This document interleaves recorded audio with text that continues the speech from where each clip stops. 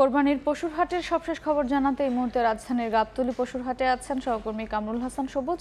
সরাসরি যাচ্ছি তার কাছে।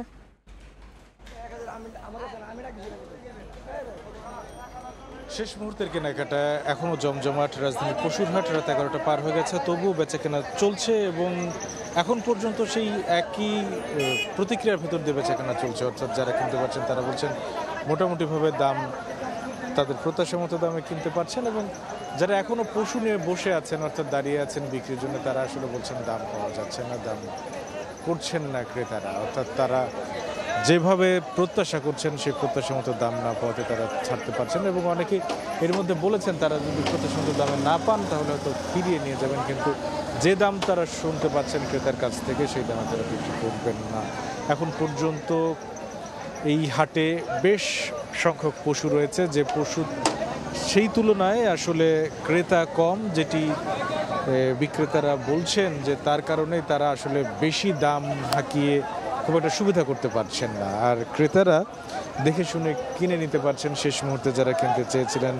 যেহেতু আর মাত্র কয়েক ঘন্টার সুযোগ রয়েছে এই কোরবানির পশু কেনার এই হাটে, অন্তত ঈদের দিনের জন্য।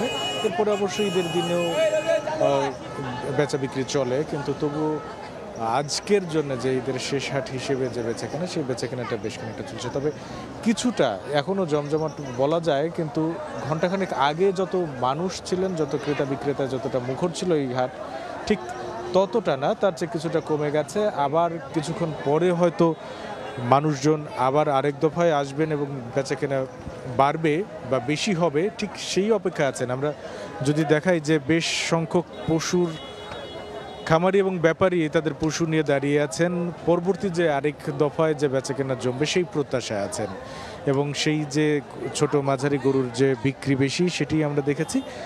বড় গরুর ব্যাপারে সেই একই কথা, তারা ক্রেতা পাচ্ছেন না, দাম আগে যতটা তারা হাঁকছিলেন তার চেয়ে বেশ খানিকটা কমে দাম চাচ্ছেন, কিন্তু তারপরেও সেই দামেরও আসলে ক্রেতা পাচ্ছে না। তো যারা খামারি রয়েছেন তারাও আসলে বলছেন যে তাদের যদি লোকসানের হিসেবটা অনেকটা যদি সহনশীল পর্যায়ে আসে তাহলে হয়তো বড় গরু তারা বিক্রি করে দিয়ে যেতে চান।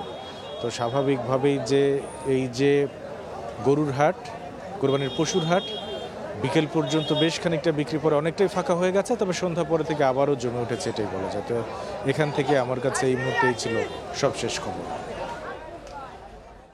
শেষ মুহূর্তে কোরবানির পশুর হাটের বেচাকেনার খবর জানছিলাম গাবতলী থেকে।